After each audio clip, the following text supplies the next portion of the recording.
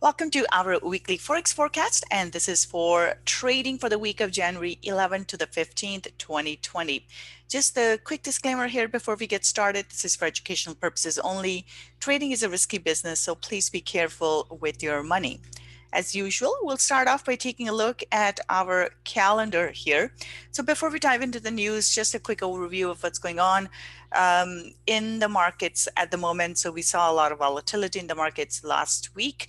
And the main reason, of course, was the elections in the US for the Senate. And both of the seats in the Senate were won by the Democrats. And then we did see Biden basically getting sworn in. And now what do we have? So big news last week was also in regards to many of the Trump supporters attacking Capitol Hill or storming Capitol Hill. So everybody had to be sheltered essentially as a result of that. So they're still cleaning that up. Now there are calls as a result of that. Asking for President Trump's impeachment. I don't think that's likely to happen. But one thing we will have to be mindful of going forward here would be leading up to the change in the government will be any more threats of violence. So leading up to January 20th here, we'll have to basically keep an eye on what's on the events that happen because they will have a direct impact on the market. With the Biden, or I should say Democrats winning the Senate seats, now Democrats do have a slight majority in the Senate, which means some of the policies will be easier to pass. For example, climate change policies, there is going to be more stimulus money, more money spent on infrastructure projects, likely more taxes on the wealthy or the corporations. So those are some of the things that are coming up with the change in leadership here.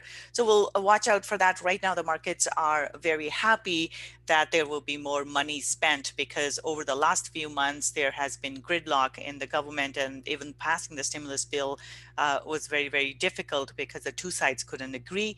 And now that there is majority, that should help pass some of these bills. So anytime there is an increase in the spending money, there will be more. The markets basically go into a risk on mode, and that's what we have been seeing. All right, so coming up this week, we have Bank of Canada business outlook. We have ECB President Lagarde speaking. And then we have FOMC member as well as so a lot of basically our bankers speaking here, and it will be interesting to watch these ones. And these can actually make a difference here because now that we are post-Brexit, now that the vaccine is out, what are the central bankers thinking, and what their thoughts are will influence the markets. So if they talk about continual support for the markets, putting more money into the markets or the economy or into the hands of the people, markets like that, and we are likely to see the stock market go up as a result of that. So we'll watch that. And again, more Fed members here. Central bankers basically in this week. So we have also on Thursday, we have Fed Chair Powell speaking. So all in all, not a ton of major news. We have CPI numbers here, which is the inflation numbers, but nothing that is majorly critical here.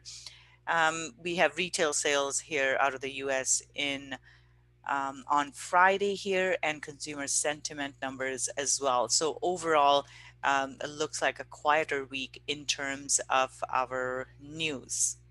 All right, so let's go on to the charts here. Yes, we are likely to see volatility in the US. In the US dollar, we will continue to see volatility in the US dollar, but that will be more from the political events going on in the US as opposed to the markets themselves at this point. So we did see that US dollar, it was interesting. We saw US dollar was strong while the stock market was strong. So generally, the money flows from one to the other. But with the new leadership coming in, looks like we are seeing more support for the US dollar. So we'll see if that continues here. So in terms of, we'll start with euro dollar here. Euro here looking. So here we are, and as we can see, it's into this support resistance level. So if you zoom out a bit, we are into some major support resistance level. There is room to go up further here, but right now we may be looking at a further pullback here. So bias for euro dollar is neutral to bearish here. We have a pin bar, which means we could see a drop. So watch out for that. So we may get a drop like this, but we will have to keep an eye on the events of the happening in the US, because that can change things really rapidly. But for now, I'm looking for a drop here, and then if it doesn't go through, we are likely to see a range bound move here. So neutral to bearish bias for euro dollar. 1.2130 is the first target here, and if it does continue lower, we are looking at 1.2050. So neutral to bearish for euro. Pound here, pound as well is into support resistance level here. As we can see, this is where price had retreated previously before it pushed through. So here we are again. So we may see a bit of a drop here as well. Looking for price to come back towards a 1.3430 back into the support resistance level, and only if it continues. So we'll watch that on the daily here. The next target would be 1.3285. So bias for now is bearish for pound dollar as well. Aussie dollar here, this one's looking strong. The Aussie dollar is impacted by the stock market doing really well right now.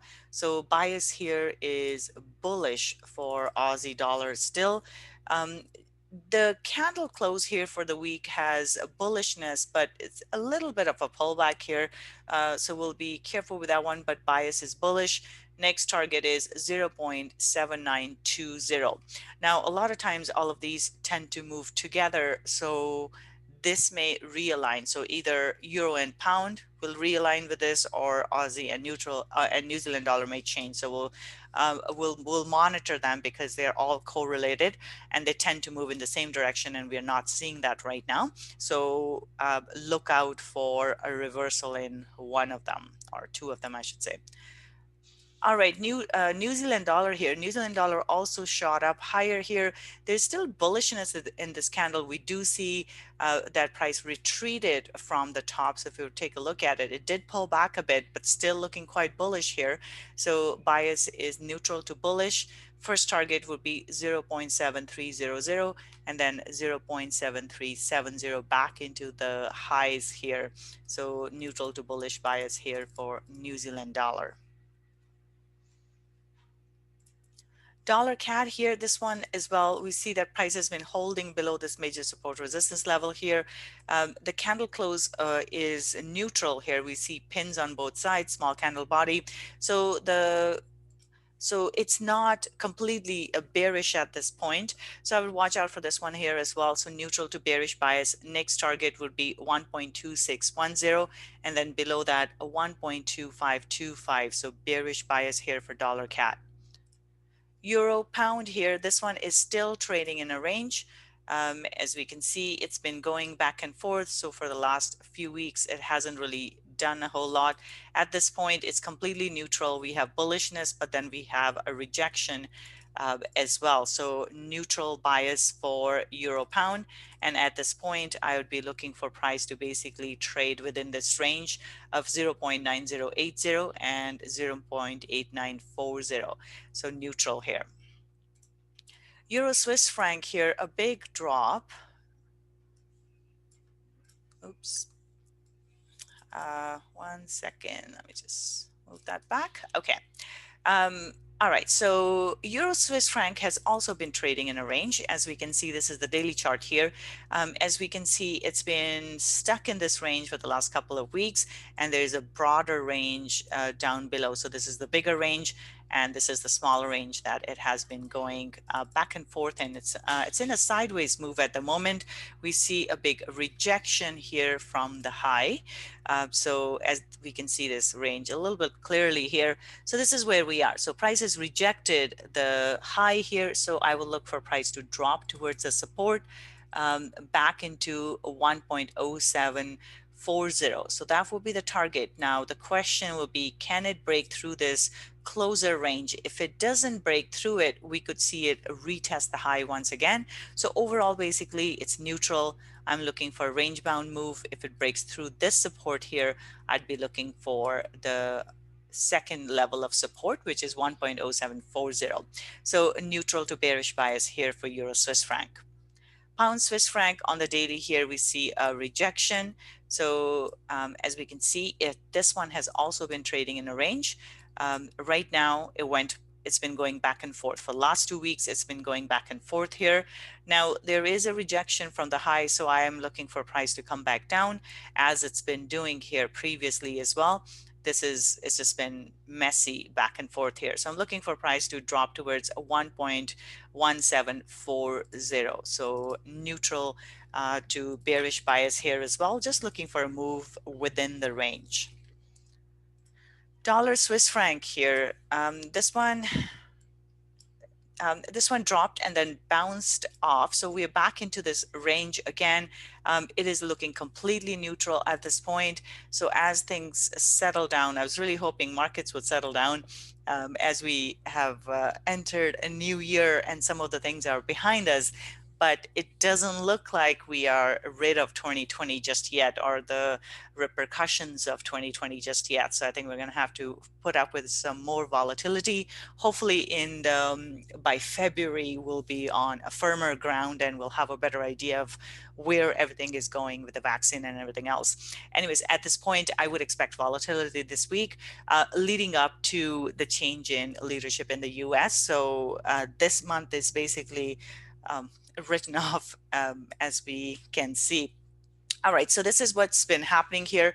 I'd look for, we may see a drop. If it holds above the bottom of the range, I will look for a push back up towards the top potentially. So looking for a range bound move here. So neutral bias for dollar Swiss franc. Pound yen here, this one is also trading in a range, but as we can see, price bounced off of the support here, which means we may see a further move higher or a move further up. So bullish bias here. I would be careful with the resistance though. So for 3 weeks, price has not been able to break through this resistance. So if it fails again today, then we are back into potentially towards the bottom of this range. So that's the only thing to watch out for, that we have to see a break through this resistance and then a continuation to the upside. And in that case, I will be looking for a bounce up, but it doesn't look quite ready yet. So it will be ready once price closes on the other side of this resistance. So we'll monitor that on the daily, but for now, bias is neutral to bullish. 142.65 is the first target. Second target here, 143.85, coming all the way from there. So neutral to bullish bias here for pound yen.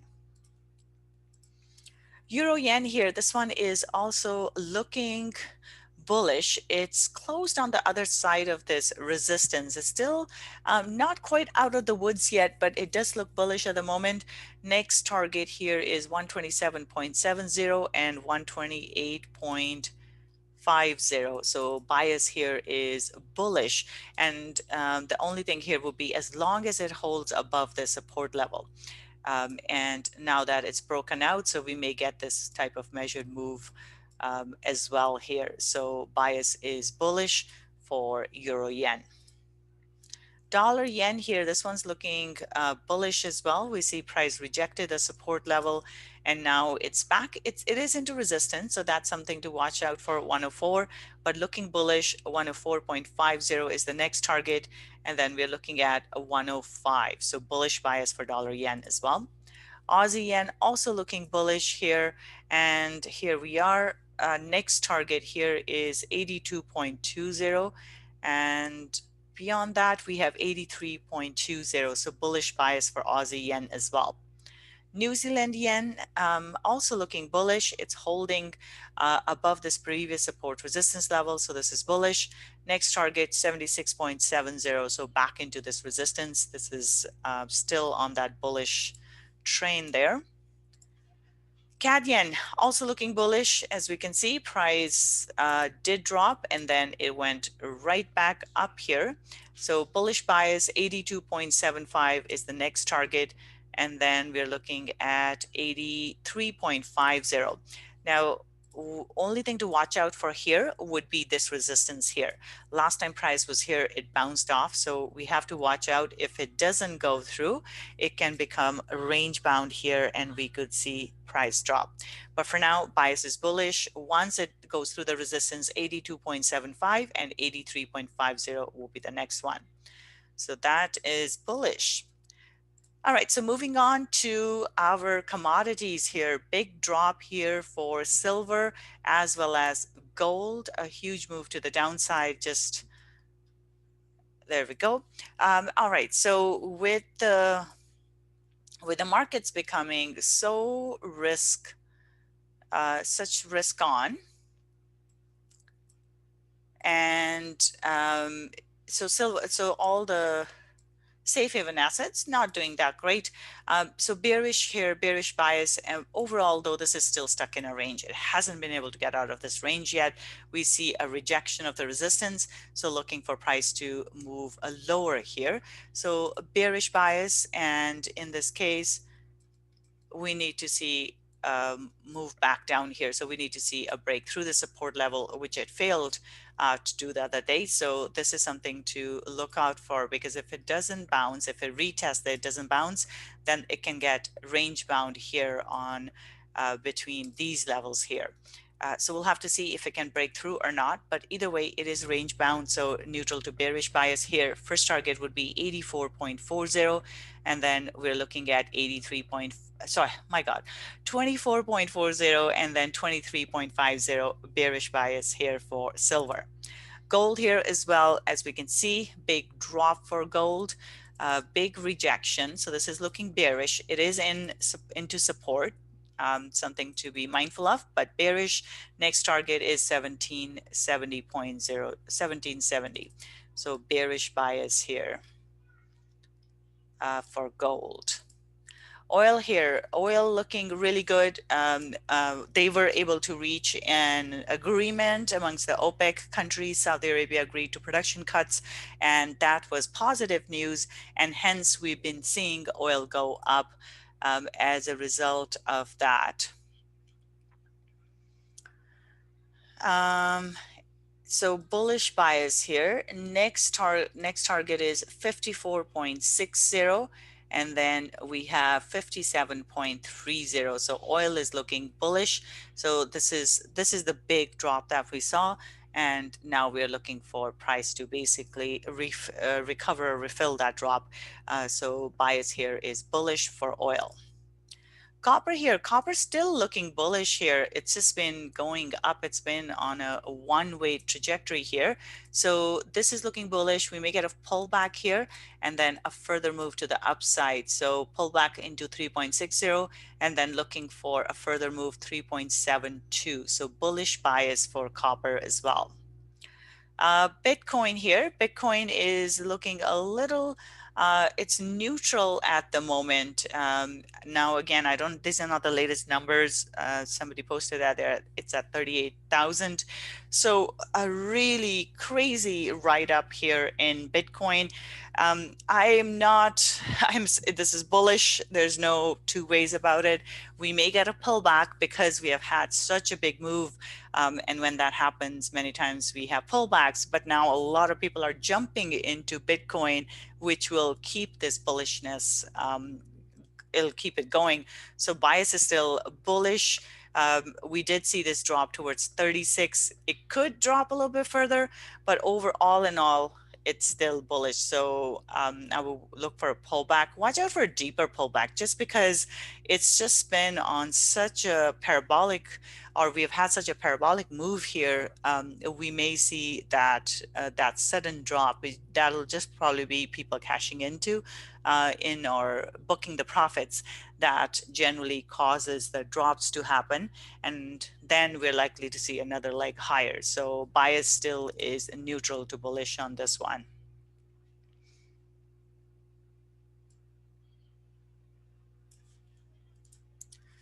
S&P here, S&P 500 still looking bullish. Now there's a question in the chat there as to why. Let me just take a quick look here. So why is safe haven currencies not doing well? Why is gold and silver dropping basically? So there was concerns with the Senate elections that Democrats wouldn't win because Democrats have not won those seats previously.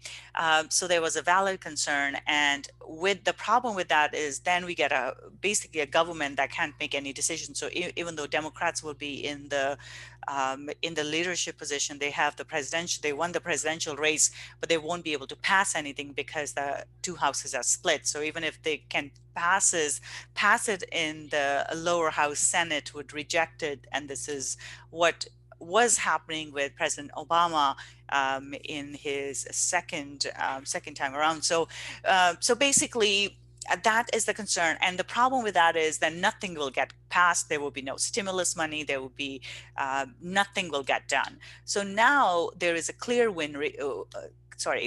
there's a clear winner, and even though the victory is slight, it still means that they have the majority. When some critical things need to be passed, they will get passed. And also with the Biden now actually winning, or Democrats winning both the houses, it opens up the path for further stimulus. And that's why initially markets were concerned, but now they are back into this whole, okay, Biden's going to spend money, he's going to spend more money, and he's going to spend more money.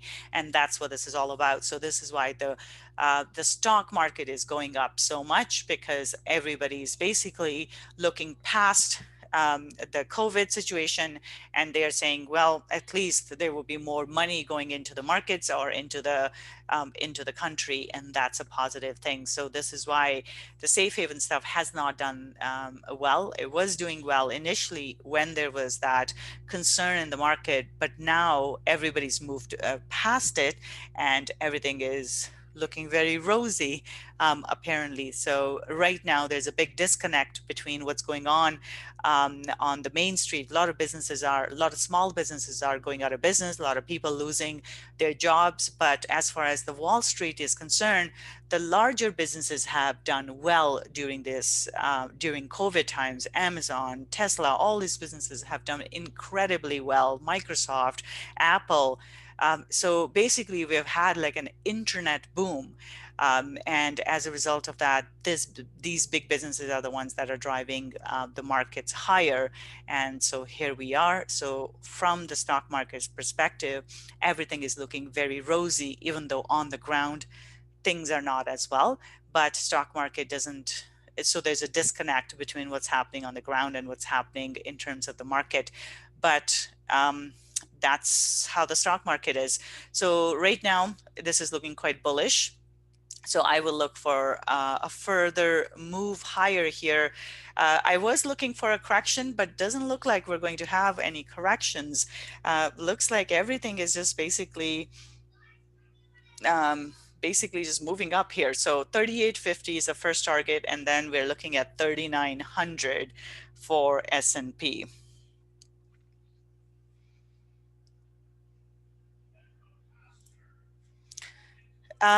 So another question here. So even though Biden is going to raise taxes on small to large businesses, he's going to raise taxes on large businesses and rich people essentially.